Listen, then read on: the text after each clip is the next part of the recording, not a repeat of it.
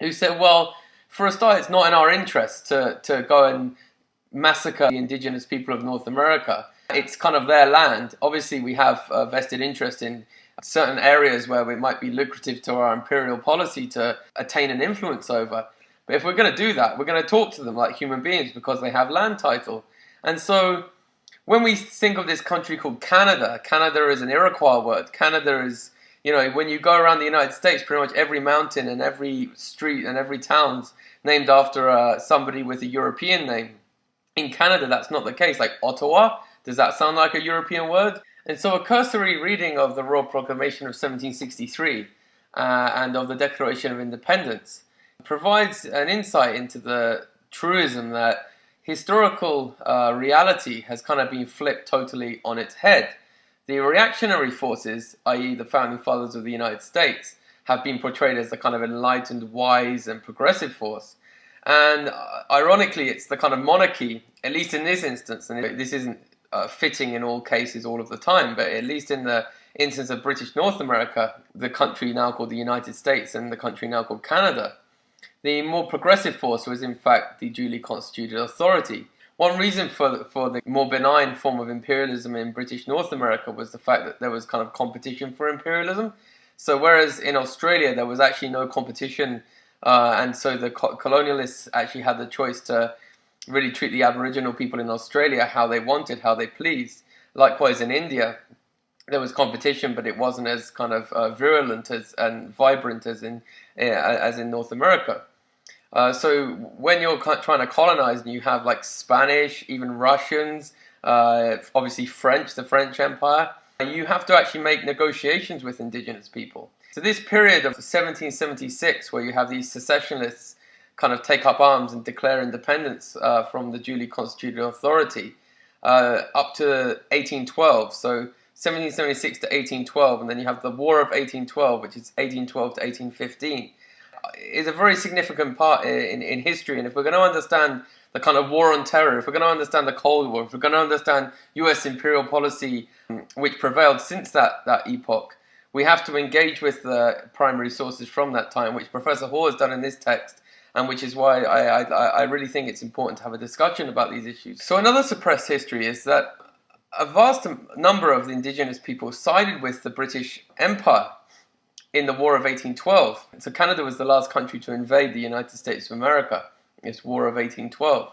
So after 1776, you have the kind of loyalists come north to Canada. And these were people who obviously had an interest in the perpetuation of the kind of British form of imperialism, the British form of westward expansion. The people who didn't side with the what I might call the reactionaries who seceded from the British, the duly constituted authority in British North America.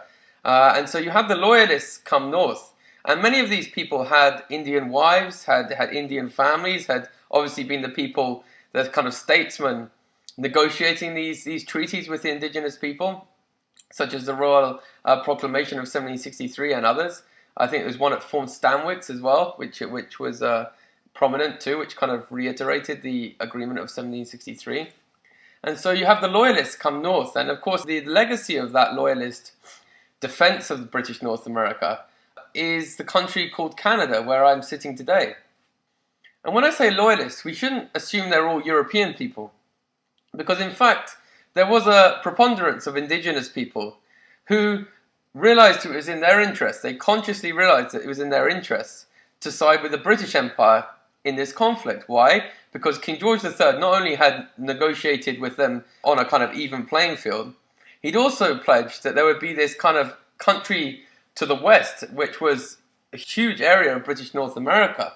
And many indigenous people had hoped to realize a promise which had been made by the British government, which was to create a polity, some call it Indiana, to the west of the Ohio Valley. And so you actually have this concept of an Indian Confederate state, because as previously mentioned, the British imperialists at least didn't really have much interest in developing or expanding into British North America. They merely wanted to stay near the coast and ship back any goods and resources that they could. In the War of 1812, you have Tecumseh lead an Indian confederacy, a kind of amalgam of indigenous people who made the conscious decision to fight against the secessionists the kind of Indian killers, the ones who had already defined them as like savages, as outside the rule of law.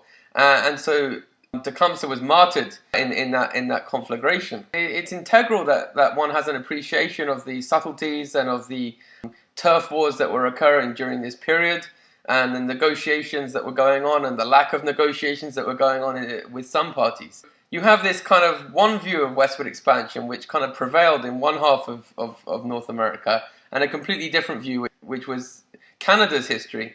And of course Canada had a history in like the fur trade, and if you're going to do the fur trade, you don't want to kill all the indigenous people there, right? You want them to work with you and help you trap the animals which you're going to extract the furs from. So Canada's historical record, while certainly blemished, was far less reactionary and far less genocidal and holocaustal than that of the American empire. One of the greatest ironies is that the United States founded itself as an anti-imperial state, a state reacting against imperialism with the rhetoric of democracy and so on.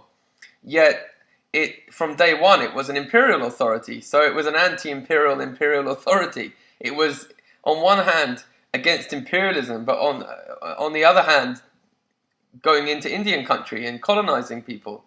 So one of the ironies which Professor Hall seeks to expound in his text, Earth into Property, is the fact that the United States founded itself under the banner of anti-imperialism, yet from day one it was an imperialist entity. Even in its Declaration of Independence, it defined the merciless Indian savages who were essentially the other, whose land they had no right to.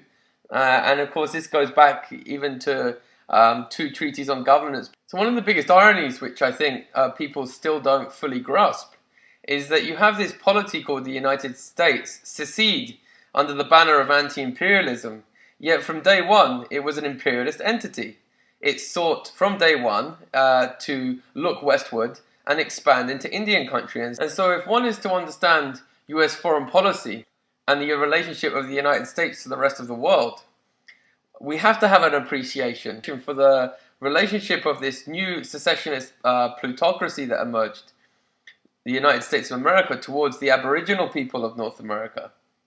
We have a much richer and deeper understanding of the relationship that later emerged towards the rest of the world, the relationship of the United States towards the rest of humanity. And if we're going to understand why, for example, this country can go in to Iraq, kill 1.3 million people, and still convince itself and its members of its public that they're doing this in the name of liberty and democracy and so on, we have to understand that from day one, liberty and democracy meant westward expansion. It meant expansionism. It meant exceptionalism. It meant that certain group of people had a kind of manifest destiny, had an inalienable right to displace indigenous peoples of their lands and resources and to devour them into the body politic and to turn that land into private property of land speculators. And this later emerged with the kind of railway companies that expanded west, and later they became the kind of elementary corporations of the United States. And so having an appreciation of the Royal Proclamation of 1763 versus the Declaration of Independence of 1776 is integral to understanding Professor Hall's book, Earth into Property, and it's also extremely important for understanding how the United States came later on to relate to the rest of the planet.